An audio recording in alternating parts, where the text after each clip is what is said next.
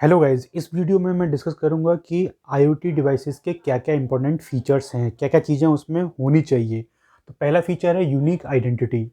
देखिए, हम आईओटी के केस में क्या करते हैं कि जो ढेर सारी स्मार्ट डिवाइसेस होती हैं उनको एक दूसरे के साथ कनेक्ट करते हैं इंटरनेट के थ्रू और डेटा को एक्सचेंज करते हैं और टास्क परफॉर्म करते हैं।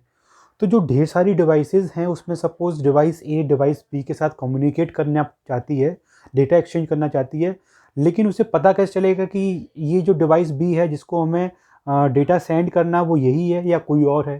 तो उसके लिए क्या होता है, उसके लिए यूनिक आइडेंटिटी होनी चाहिए। जैसे अगर आपको अपने फ्रेंड से बात करनी है तो एक्स वाई जेड कोई भी जो फ्रेंड है उसका एक क्या होगा, एक यूनिक फ़ोन नंबर होगा। उसी तरीके से हर एक आईओटी डिवाइस के पास अपनी एक यूनिक आईडी होनी चाहिए, आइडेंटिटी होनी चाहिए या यूनिक आईडी नंबर होना चाहिए। तो पहला फीचर ये होता है। सेकंड फीचर, देखिए किसी भी आईओटी डिवाइस, आईओटी का मतलब भी ये है कि जो ढेर सारी स्मार्ट डिवाइसेस हैं वो एक दूसरे से कनेक्ट हो पाएँ। तो अगर कनेक्टिंग वाला फीचर ही नहीं होगा तो काहे बात का आईओटी, ठीक है। तो second feature connectivity. IoT provides ability to access information from anywhere at any time on any device, ठीक है। लाइक जैसे आपको जीमेल चेक करना है अपना, तो आप अपने फ़ोन से कहीं भी बैठ के, आप अगर इंटरनेट की कनेक्टिविटी है, ठीक है, तो आप उसे चेक कर पाओगे, यूज़ कर पाओगे। तो आईओटी का मतलब ही जब है जब उसमें कनेक्टिविटी होगी, ठीक है। So connectivity is the essential feature. Next, sensors. Sensors भी बहुत ज़रूरी है। जैसे कि सपोज़ आपको स्मार्ट एसी की बात कर लें हम, ठीक है। स्मार्ट एसी में क्या है, सपोज़ आपने कोई एक उसमें कंट्रोलर लगाया हुआ है, उसमें एक प्रोग्राम है कि एक एक पर्टिकुलर रेंज के बाद, जैसे कि टेम्परेचर अगर 20 हो रहा है तो एसी ऑन कर दे, 27 डिग्री हो रहा है तो एसी को ऑफ कर दे। तो जब उसमें टेम्परेचर सेंसिंग की एबिलिटी ही नहीं होगी तो वो कैसे किसी टेम्परेचर पे किसी पर्टिकुलर टाइम पे एसी को ऑन या ऑफ करेगा। तो उसमें टेम्परेचर सेंसर होना चाहिए। तो सेंसर की रिक्वायरमेंट तो होगी ही होगी, ठीक है ना। अगर सेंसर्स नहीं होंगे तो आईओटी का मतलब कुछ नहीं है, ठीक है ना। So sensors transform IoT from a standard passive network of devices into an active system capable of integration, ठीक है ना। एक दूसरे से कनेक्ट हो पाएंगे वो जो जितनी सारी डिवाइसेस हैं और अच्छे से काम कर पाएंगे जब उसमें सेंसिंग वाली क्वालिटी होगी। सेंसर्स उसमें होने ही चाहिए, ठीक है ना। जो आईओटी सिस्टम है उसमें क्या होना चाहिए, सेंसर्स होने चाहिए। Next is dynamic and self adaptive nature. IoT devices must dynamically adapt itself to the changing condition, ठीक है। फॉर एग्जांपल जैसे आप अगर कैमरे की बात कर लें, ठीक है ना, आप अगर स्मार्ट फ़ोन यूज़ कर रहे हैं तो आपको पता होगा कि अगर सपोज आप उस पर मूवी देख रहे हैं, ठीक है ना, कोई वीडियो देख रहे हैं, तो आप जब अपने फ़ोन को टिल्ट करते हैं, ठीक है, तो जो फ़ोन का जो मोड होगा वो चेंज हो जाएगा पोर्ट्रेट से लैंडस्केप या लैंडस्केप से पोर्ट्रेट जब आप अपने फ़ोन को टिल्ट करेंगे, ठीक है ना। तो टिल्ट करते समय आपको बताना नहीं होगा फ़ोन को, या कुछ एक बटन प्रेस नहीं करना होगा या कुछ सेटिंग नहीं करनी पड़ेगी, वो ऑटोमेटिकली डिटेक्ट कर लेगा। उसी तरीके से जैसे सर्विलेंस कैमरे की बात करें, ठीक है, या सीसीटीवी कैमरे की बात करें तो डिफरेंट लाइट लाइट सिचुएशन में उसे काम करना पड़ता है। मॉर्निंग में भी काम करना है, इवनिंग में भी काम करना है, नाइट में भी काम करना है। तो उसके पास एक सेंसर्स होंगे जो ये डिटेक्ट करेगा कि इस समय लाइट की इंटेंसिटी क्या है। अगर लाइट की इंटेंसिटी लो है तो वो नाइट मोड को ऑन कर देगा और उसके अकॉर्डिंग क्या है वो काम करेगा, ठीक है। तो डायनेमिक और सेल्फ एडेप्टिव नेचर होना चाहिए, तभी आप आईओटी को अच्छे से यूज़ कर पाएंगे। इसके अलावा और भी कई सारे फीचर्स हैं, उसको हम डिस्कस करते हैं। देखिए, नेक्स्ट फीचर है स्केलेबिलिटी।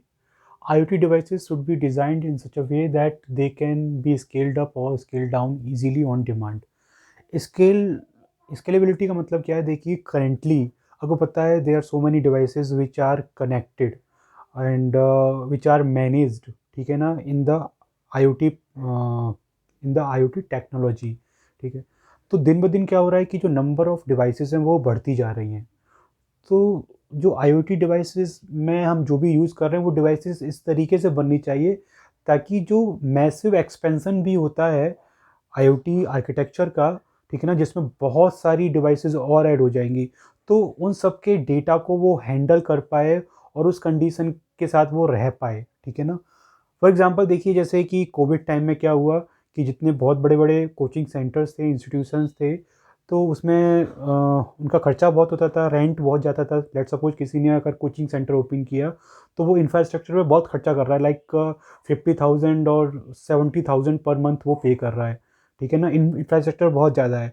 अब जैसे कोविड हुआ, लॉकडाउन लग गया, तो स्टूडेंट्स ने जाना बंद कर दिया, तो जो इंफ्रास्ट्रक्चर था, जो वो फीस पे कर रहे थे, वो बहुत ज़्यादा थी, तो उसको स्केल डाउन करना बहुत ज़्यादा टिपिकल हो गया। उनको क्या करना पड़ा, अल्टीमेटली उसको बंद करना पड़ा, ठीक है। तो इसमें ये फीचर था ही नहीं स्केलेबिलिटी का, ठीक है ना। या सपोज स्टूडेंट की स्ट्रेंथ कम हो रही है, तो उसके अकॉर्डिंग वो इंफ्रास्ट्रक्चर पे जो पैसा खर्च हो रहा है वो तो उतना देना ही पड़ेगा उनको, ठीक है, चाहे स्टूडेंट ज़्यादा है या कम है। तो वहाँ पे स्केलेबिलिटी का कोई मतलब नहीं रहता। लेकिन यहाँ पे जितनी भी IoT डिवाइसेस हम डिज़ाइन कर रहे हैं, तो उसमें एक फीचर होना चाहिए उसके साथ में कि वो जो मैसिव एक्सपेंशन हो IoT का अगर, तो उसके साथ में वो विदस्टैंड कर सकें, उसके साथ वो क्या सर्वाइव कर पाएँ। नेक्स्ट फीचर है हेट्रोजीनिटी। हेट्रोजीनिटी में क्या आपको पता है कि जो डिफरेंट डिवाइसेस होती हैं वो डिफरेंट हार्डवेयर प्लेटफॉर्म पे बनी हो सकती हैं, डिफरेंट नेटवर्क का यूज़ कर रही हैं, डिफरेंट प्रोटोकॉल्स का यूज़ कर रही हैं, ठीक है। तो उन सब के बीच में कनेक्टिविटी होनी चाहिए, और जो IoT आर्किटेक्चर है वो इस तरीके का होना चाहिए कि वो हेट्रोजीनियस नेटवर्क को एक साथ कनेक्ट कर सके। जैसे कि कोई एक smart you can say speaker है जिसको हमने ब्लूटूथ से कनेक्ट किया हुआ है अपने फ़ोन से, ठीक। तो ब्लूटूथ एक कनेक्टिविटी का मीडियम हो गया, लाइक ब्लूटूथ हो गया, वाईफाई हो गया, एक हो गया 4G या GSM। तो इन सारी जो नेटवर्क हैं उनके बीच में भी क्या है कि एक कनेक्टिविटी होनी चाहिए, तो उसके लिए हम गेटवे का यूज़ करते हैं, ठीक। तो ये भी एक फीचर होना चाहिए कि डिफरेंट प्लेटफॉर्म पे अगर चीज़ें बनी हुई हैं, डिवाइसेस बनी हुई हैं, तो एक दूसरे के साथ वो कनेक्ट हो सकें, डेटा एक्सचेंज कर सकें। Last feature is intelligence. Intelligence का मतलब क्या है कि extraction of the useful data from the sensor generated data.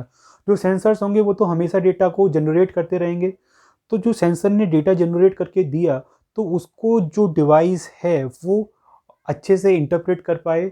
Like smart speaker की अगर बात कर रहे हैं, तो आपने एलेक्सा को बोल दिया क्या कि प्ले द सॉन्ग, तो वो जो प्ले द सॉन्ग आपने जो बोला, वो पहले सेंसर के थ्रू जाके क्या होगा, वो कन्वर्ट होगा एनालॉग फॉर्म में या इलेक्ट्रिकल सिग्नल में, और वो जाके क्या होगा, कोई एक डिवाइस होगी, कंट्रोलर होगा, जो उसको इंटरप्रेट करेगा, उसको समझेगा कि हमें करना क्या है, ठीक है।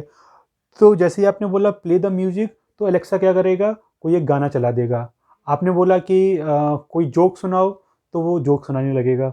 तो ये एक तरीके से इंटेलिजेंस का पता लगता है कि जो आपके पास स्मार्ट स्पीकर है, स्पीकर में जो भी जैसे लाइक एलेक्सा है या गूगल असिस्टेंट है, वो एज अ इंटेलिजेंट पर्सन की तरह काम कर रहे हैं। लाइक हमने कुछ बोला और वो उसको फॉलो कर रहा है, और हमें क्या है, वो जो भी हमारी रिक्वायरमेंट है उसको फुलफ़िल कर रहा है, ठीक है।